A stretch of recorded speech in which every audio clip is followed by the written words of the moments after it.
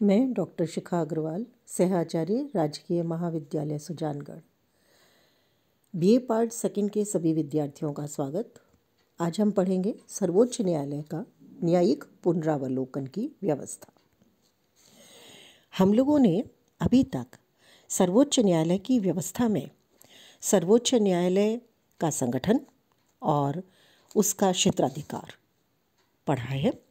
हम लोगों ने देखा कि भारतीय संविधान, क्योंकि लिखित संविधान है, इसमें संघीय व्यवस्था की गई है और नागरिकों के लिए मौलिक अधिकार की व्यवस्था भी है। ऐसी स्थिति में संघीय व्यवस्था की रक्षा के लिए और मौलिक अधिकारों की सुरक्षा के लिए और इसके साथ साथ संविधान में यदि कोई व्याख्या की आवश्यकता पड़ती है तो उसके लिए भी सर्वोच्च न्यायालय एक आवश्यक व्यवस्था है। न्यायपालिका एक सभ्य समाज की आवश्यकता है और उसके बिना हम मौलिक अधिकारों की सुरक्षा की कल्पना भी नहीं कर सकते। इसके लिए भारतीय संविधान में न्यायिक व्यवस्था में सर्वोच्च न्यायालय की स्थापना की गई है। सर्वोच्च न्यायालय का संगठन हमने देखा था, जिसमें जो न्यायाधीश है उनकी नियुक्ति राष्ट्रपति के द्वारा होती है और हम लोगों ने देखा था कि उनको स्वतंत्र रखने के लिए उनके वेतन और भत्ते भारत की संचित निधि से दिए जाते हैं। उनको हटाने की प्रक्रिया बहुत कठोर रखी गई है और इसके साथ साथ उनको अपने निर्णय के ऊपर किसी भी प्रकार की यदि कोई टिप्पणी करता है तो उसे अवमानना के तहत दंडित करने का अधिकार भी दिया गया है। हम लोगों ने देखा कि जो क्षेत्राधिकार है वो बहुत विस्तृत है, जिसमें संविधान की व्याख्या करने, संघ और राज्यों के मध्य अगर कोई विवाद है या दो से अधिक राज्यों के मध्य कोई विवाद है तो उसके संबंध में विवादों को निपटाने, मौलिक अधिकारों की रक्षा करने, इसके साथ साथ ये तो प्रारंभिक क्षेत्राधिकार था, इसके साथ साथ अपीलीय क्षेत्राधिकार जिसमें निचली अदालत से, उच्च न्यायालय से अपील करने का अधिकार रखा गया है। इसके साथ साथ हमने देखा संविधान की व्याख्या करने का, परामर्श देने का अधिकार उसका है, अभिलेख न्यायालय के रूप में वो काम करेगा। तो इस तरह से हम लोगों ने इसका संगठन और इसका क्षेत्राधिकार पढ़ा था। आज हम देखेंगे कि इसके क्षेत्राधिकार में एक बहुत महत्वपूर्ण बात है और वो है संविधान की रक्षा करने की। तो उसमें एक और अधिकार सर्वोच्च न्यायालय को प्राप्त है और वो है न्यायिक पुनरावलोकन, जिससे वो संविधान की रक्षा करता है, संविधान के संरक्षक के रूप में हमारे सामने आता है। न्यायिक पुनरावलोकन वो व्यवस्था है जिसके माध्यम से संविधान की सर्वोच्चता की रक्षा इस प्रकार की जाती है कि व्यवस्थापिका, जिसे कानून बनाने का अधिकार है, कोई ऐसा कानून न बना दे जो संविधान की आत्मा के विपरीत हो। इसका मतलब ये हुआ कि व्यवस्थापिका जो कानून बना रही है उनके संदर्भ में या उनके आधार पर ये व्यवस्था देखना या उन कानूनों को अवैधानिक घोषित करने का अधिकार सर्वोच्च न्यायालय के पास है कि वो संविधान के अनुकूल नहीं है। ये अधिकार संघीय राज्य के द्वारा बनाए गए कानून, मौलिक अधिकारों के विरुद्ध यदि कोई कानून बनाया जा रहा है तो उन सब पर लागू होता है। इस तरह से हम लोग अगर देखें तो न्यायिक पुनरावलोकन, जैसा शब्द से पता चलता है, पुनरावलोकन यानी पुनः देखना, संसद द्वारा बनाए गए कानूनों को पुनः देखना न्यायिक पुनरावलोकन के अंतर्गत आता है। भारत में हम देखें तो न्यायिक पुनरावलोकन को किस तरह से काम में लिया गया है, तो इससे पहले हमें देखना पड़ेगा कि संविधान में दो तरह के सिद्धांत हो सकते हैं न्यायिक पुनरावलोकन के लिए। पहला है व्यवस्थापिका या कानून निर्माण करने वाली संस्था की सर्वोच्चता का सिद्धांत, जैसा कि ब्रिटेन में। दूसरा है संविधान की सर्वोच्चता का सिद्धांत, जैसा कि अमेरिका में। हम लोगों ने पहले भी जब व्यवस्थापिका पढ़ा था तो हमने पढ़ा था कि ब्रिटिश संसद विश्व की सबसे शक्तिशाली व्यवस्थापिका है। वहाँ पर ब्रिटेन द्वारा बनाया गया कानून अंतिम है, मान्य है। भारत ने न्यायिक पुनरावलोकन के संबंध में जो व्यवस्था ली है वो अमेरिकी संविधान के करीब है, क्योंकि हमने संविधान की सर्वोच्चता के सिद्धांत को लिया है। भारतीय संविधान में जो विभिन्न शासन के अंग हैं वो सब संविधान से अपनी शक्ति लेते हैं, यानी संविधान में उस व्यवस्था को दिया गया है और उसी के आधार पर संपूर्ण कार्य किए जाते हैं। और यदि इन शासन के अंगों में कोई परिवर्तन करना है या इनकी शक्तियों में कोई परिवर्तन करना है तो इसके लिए भी संविधान में संशोधन प्रक्रिया दी गई है। जैसा कि हम लोग पढ़ चुके हैं कि यदि राज्य सूची के किसी विषय पर कानून बनाना है केंद्र सरकार को, तो उस स्थिति में राज्यसभा द्वारा ऐसा प्रस्ताव पारित किया जाता है जो राज्यसभा की अनन्य शक्ति में आता है। तो इस स्थिति में न्यायालय को स्वाभाविक रूप से संवैधानिक सीमाओं की रक्षा करने का अधिकार प्राप्त हो जाता है। भारत में संघीय व्यवस्था को अपनाया है और संघीय व्यवस्था को अपनाने के कारण केंद्र और राज्य दोनों सरकारों की अपनी मर्यादाएं हैं और इन मर्यादाओं की रक्षा का दायित्व पूरी तरह से सर्वोच्च न्यायालय के पास है। कोई भी कानून जब बनाया जाता है तो उसकी वैधानिकता का परीक्षण करने का अधिकार एक तरह से सर्वोच्च न्यायालय को मिलता है।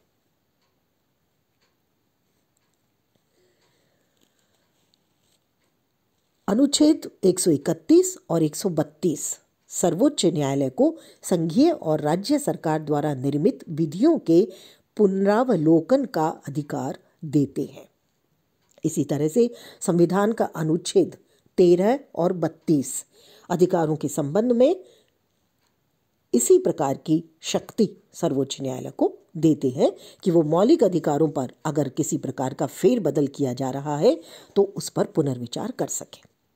इसी तरह से केंद्र और राज्यों के मध्य कानून निर्माण की शक्ति के विभाजन से संबंधित अनुच्छेद 246 में भी न्यायिक पुनरावलोकन की व्यवस्था संविधान के द्वारा की जा सकती है।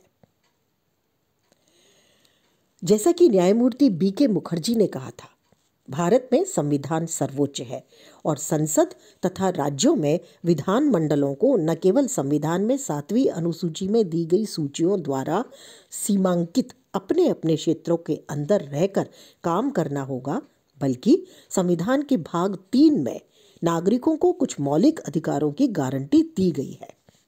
विधायी सत्ता जिनका उल्लंघन किसी भी दशा में नहीं कर सकती। किसी अधिनियम के वैध होने के लिए आवश्यक है कि वह सब मामलों में संवैधानिक शर्तों के अनुरूप हो और यह निर्णय करना न्यायपालिका का कार्य है कि अमुक अधिनियम संवैधानिक है अथवा नहीं है।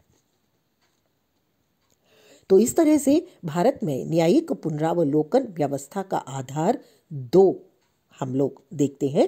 पहला है संघात्मक व्यवस्था और दूसरा है मौलिक अधिकार।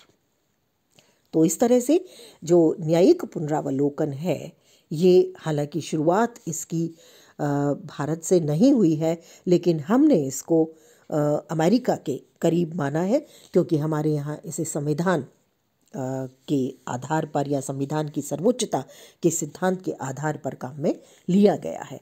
और एक तरह से हम माने तो इसका प्रमुख जो स्वरूप है वो संघात्मक व्यवस्था के कारण हमारे देश में मौजूद है, क्योंकि संघात्मक व्यवस्था में शक्तियों का बंटवारा होता है, मौलिक अधिकार नागरिकों को दिए गए हैं, उनकी सुरक्षा बहुत ज़रूरी है और संविधान हमारे यहाँ जो है उसकी व्याख्या करने का कार्य भी एक तरह से सर्वोच्च न्यायालय करता है।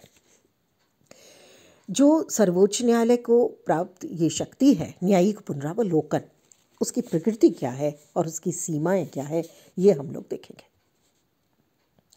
मोटे तौर पर अगर हम देखें तो न्यायिक पुनरावलोकन दो प्रकार के तरीकों से काम करता है। एक है कानून की उचित प्रक्रिया और दूसरा है कानून द्वारा स्थापित प्रक्रिया। भारत में संविधान विस्तृत है, लिखित है, कठोर और लचीले का मिश्रण है। और हम यानी भारतीय बहुत लंबे समय तक गुलाम रहे थे, बहुत लंबे समय तक ब्रिटिश शासन के अधीन रहे थे। तो ऐसी स्थिति में जो संविधान बनाया गया उसमें भारतीय नागरिकों के अधिकारों की सुरक्षा और उसके साथ साथ संघीय व्यवस्था का स्वरूप बना रहे, इस बात को सुरक्षित करने या संरक्षित करने की जिम्मेदारी रखी गई है। ऐसी स्थिति में जो भारतीय संविधान में न्यायिक पुनरावलोकन की प्रकृति है वो उतनी व्यापक नहीं है जितनी व्यापक अमेरिका में है। उसका कारण क्या है? उसका कारण है कि अमेरिकी संविधान जो है वो बहुत संक्षिप्त है, जबकि भारतीय संविधान बहुत विस्तार से लिखा गया है। अमेरिकी संविधान संक्षिप्त है, इसलिए उसमें अगर कोई विवाद उत्पन्न होता है तो न्यायिक पुनरावलोकन का कार्य ज़्यादा बढ़ जाता है। लेकिन भारत में क्योंकि हमारे यहाँ शक्तियों का विभाजन विभिन्न सूचियों के माध्यम से विस्तार से संविधान में दिया गया है, इसलिए सामान्य तौर पर विवादों की संभावना कम हो जाती है। इसके साथ साथ भारतीय संविधान में संघ और राज्यों के बीच संघर्ष को कम करने के लिए समवर्ती सूची की व्यवस्था भी की गई है, जिसकी अंतिम शक्ति केंद्र के पास है। तो इस तरह से विस्तृत उपबंध होने के कारण भारत में न्यायिक पुनरावलोकन का क्षेत्र सीमित हो गया। वहीं पर हम ये देखते हैं कि जो भारतीय संविधान है उसमें भी मौलिक अधिकार जो है वो विस्तार से दिए गए हैं और उसके साथ साथ हमारे यहाँ मौलिक अधिकारों पर क्या प्रतिबंध है, उसकी क्या सीमाएं हैं, वो भी विस्तार से दी गई है। जबकि अमेरिकी संविधान में अधिकार पत्र निरपेक्ष शब्दावली में लिखे गए हैं। तो ऐसी स्थिति में भी काफ़ी हद तक हम देखते हैं कि भारत में न्यायिक पुनरावलोकन की प्रकृति सीमित हो गई, क्योंकि मौलिक अधिकारों को भी विस्तार से दिया गया है। इसके साथ साथ भारत में विधि द्वारा स्थापित प्रक्रिया को अपनाया गया है। जैसा कि अभी हमने चर्चा की, दो प्रकार की प्रकृति है इसकी। एक है विधि की उचित प्रक्रिया या कानून की उचित प्रक्रिया द्वारा, और दूसरा है कानून द्वारा स्थापित प्रक्रिया। अमेरिका में कानून की उचित प्रक्रिया को काम में लिया गया है। ये शब्दावली जो है ये बताती है कि समय के अनुसार वे संविधान की जांच संघ या राज्य और उसके द्वारा बनाए हुए कानूनों को उस समय के अनुसार पूरी कर रहा है या नहीं कर रहा, इस संदर्भ में करती है। जबकि भारत में कानून द्वारा स्थापित प्रक्रिया को अपनाया गया है। ये हमने जो विधि अपनाई है कानून द्वारा स्थापित प्रक्रिया, ये जापानी शब्दावली से लिया गया है और इसका अर्थ है भारत का सर्वोच्च न्यायालय संघीय या राज्य विधानमंडल द्वारा निर्मित कानून को तभी असंवैधानिक या अवैधानिक घोषित कर सकता है जबकि संबंधित विधानमंडल ने इस कानून का निर्माण करने में संविधान द्वारा प्रदान की गई अपनी कानून निर्माण की क्षमता का उल्लंघन किया हो। ये महत्वपूर्ण बात है कि भारत का सर्वोच्च न्यायालय ये निश्चित करने में कि कोई कानून संवैधानिक है या नहीं, प्राकृतिक न्याय के सिद्धांतों का या उचित या अनुचित की अपनी धारणाओं को लागू नहीं कर सकता। वो संविधान के अनुसार उसकी जांच करता है। यदि हमारे संघ या राज्य के विधानमंडल द्वारा बनाया गया कोई कानून ऐसा है जिसका निर्माण करने में वो सक्षम है, तो उसकी संवैधानिकता को चुनौती देना भारत के सर्वोच्च न्यायालय के अधिकार क्षेत्र के बाहर है। जैसा कि दुर्गादास बसु ने कहा कि न्यायिक सर्वोच्चता के स्थान पर हमारे संविधान में संवैधानिक सीमाओं के साथ विधायी सर्वोच्चता को स्वीकार किया गया है। यद्यपि सर्वोच्च न्यायालय ऐसे नियम को रद्द कर देगा जो संविधान की सीमाओं के प्रतिकूल है, लेकिन इसके द्वारा प्राकृतिक न्याय की धारणा या संविधान के आदर्शों के आधार पर व्यवस्थापिका द्वारा पारित अधिनियमों को रद्द या संशोधित नहीं किया जा सकता। भारत में न्यायपालिका की स्थिति इंग्लैंड और अमेरिका के बीच है। इस तरह से भारत में जो न्यायिक पुनरावलोकन है वो संविधान द्वारा स्थापित जो प्रक्रिया है उसी के तहत काम करता है। वो प्राकृतिक न्याय की प्रकृति के अनुसार कार्य नहीं करता।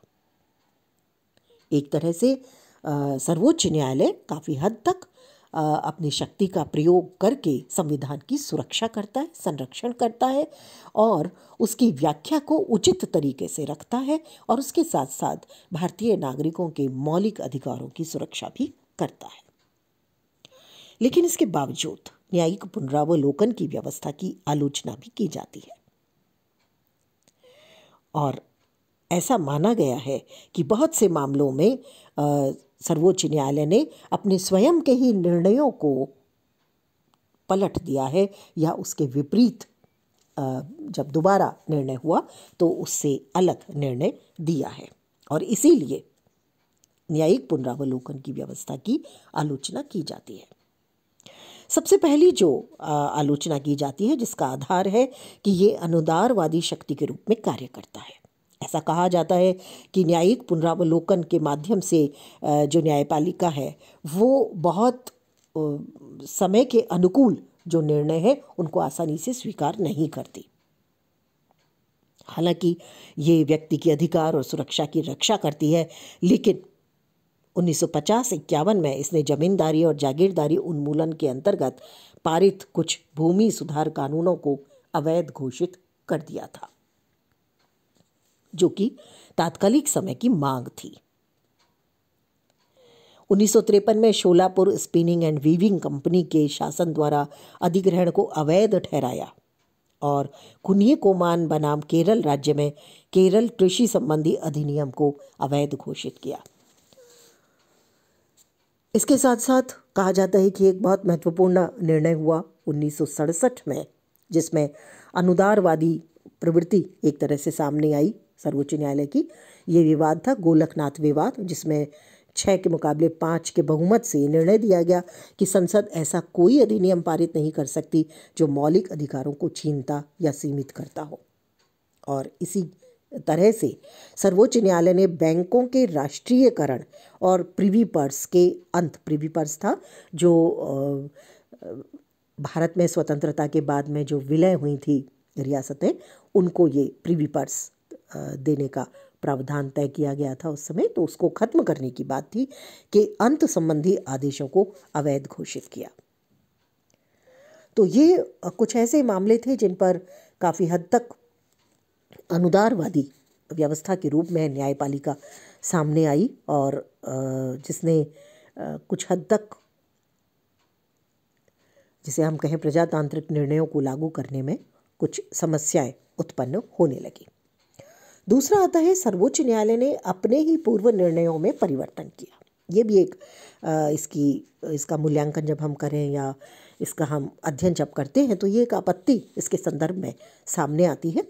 और इसके बारे में ये भी कहा जाता है कि सर्वोच्च न्यायालय ने वैधानिक रूप से, निश्चित रूप से बहुत से ऐसे निर्णय किए हैं जिनमें बहुत सारे परिवर्तन हुए हैं और न्यायिक पुनरावलोकन बहुत महत्वपूर्ण है, लेकिन इसके बावजूद भी कुछ मामले ऐसे हैं जिनमें सर्वोच्च न्यायालय ने अपने निर्णयों को बदला है। जैसे मोहन कुमार मंगलम ने अपनी पुस्तक में इसके 3 उदाहरण दिए हैं। पहला उदाहरण है 1952 में शंकरी प्रसाद और 1965 में सज्जन सिंह के मामले में पहले में सर्वसम्मत और द्वितीय में बहुमत निर्णय से इस बात को स्वीकार किया कि संसद मूल अधिकारों सहित संविधान के किसी भी भाग में संशोधन कर सकती है यदि निर्धारित प्रक्रिया का पालन किया जाता है। लेकिन 1967 में गोलकनाथ विवाद में सर्वोच्च न्यायालय ने कहा कि संसद संविधान के भाग 3 के किसी उपबंध को इस तरह से संशोधित करने का अधिकार नहीं रखती जिससे मौलिक अधिकार छिन जाए या सीमित हो जाए। तो यहाँ अपनी ही बात को एक तरह से कुछ हद तक संशोधित किया। दूसरा विवाद इसी तरह का आता है 1969 का, गुजरात राज्य बनाम शांतिलाल मंगलदास का, जिसमें सर्वोच्च न्यायालय ने निर्णय दिया कि संविधान के 4th संशोधन के बाद क्षतिपूर्ति की पर्याप्तता या अपर्याप्तता पर विचार करना न्यायालय के क्षेत्राधिकार के बाहर है। लेकिन 1969 में ही, इसी वर्ष में, बैंक राष्ट्रीयकरण अधिनियम को सर्वोच्च न्यायालय में चुनौती दी गई तो सर्वोच्च न्यायालय ने इसे अवैध घोषित कर दिया कि इसमें निहित क्षतिपूर्ति के सिद्धांत अप्रासंगिक है।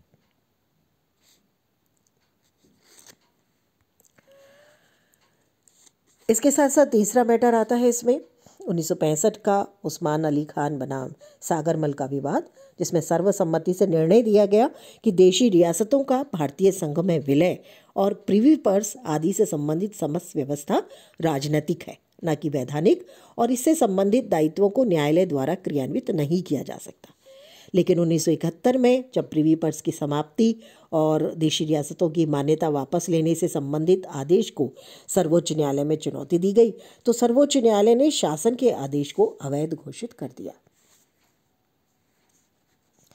तो इस तरह से काफ़ी हद तक हम देखें तो सर्वोच्च न्यायालय पूर्व में मौजूद जो व्यवस्थाएं हैं या खुद के ही जो निर्णय हैं उनको काफ़ी हद तक परिवर्तित कर देती है। हालांकि कुछ लोगों का ये भी मानना है कि इससे समयानुकूल निर्णय होते हैं और समय की मांग के अनुसार व्यवस्थाओं में परिवर्तन भी होता है।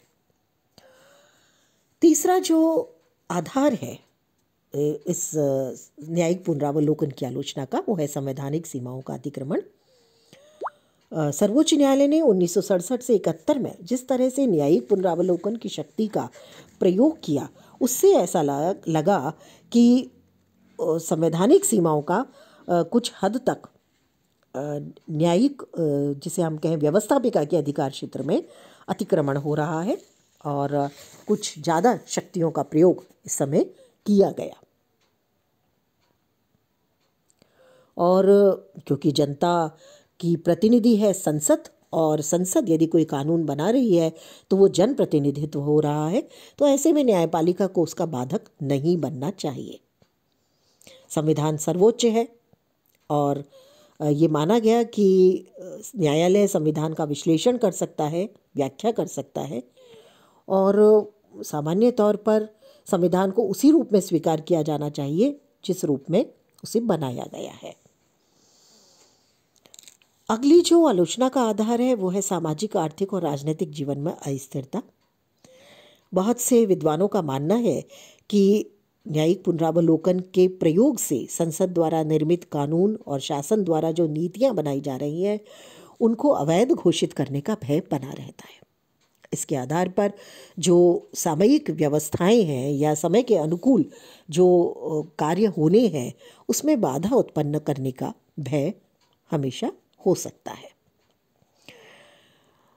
अगली बात आती है संसद और न्यायपालिका के बीच संघर्ष की स्थिति बनती है, क्योंकि संसद जिस कानून को पारित कर रही है, जो उसका अधिकार है, न्यायपालिका उसे अवैधानिक घोषित कर देती है, तो संसद और न्यायपालिका के बीच संघर्ष उत्पन्न हो जाता है, जबकि ये दोनों ही सरकार के बहुत महत्वपूर्ण अंग हैं।